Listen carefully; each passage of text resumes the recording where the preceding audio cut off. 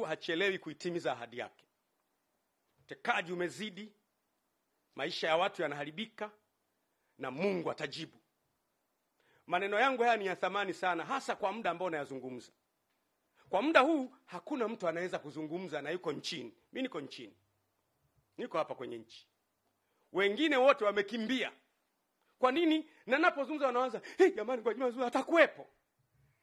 Sikiliza niwaambie, Bwana asipoilinda nyumba, wao walindao wakesha bure.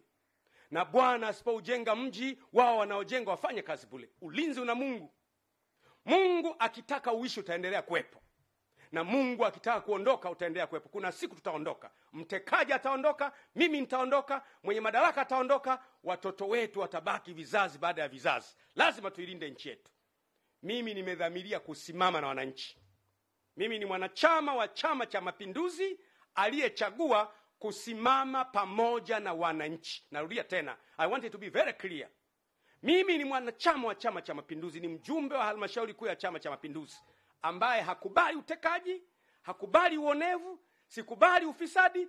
Nimedhamiria kusimama na kilio cha wananchi, na nitasimama nao mpaka mwisho. Na wanachama wenzangu, mnielewe kabisa kwamba nimedhamiria kusimama na wananchi mpaka mwisho, mpaka utekaji uishe.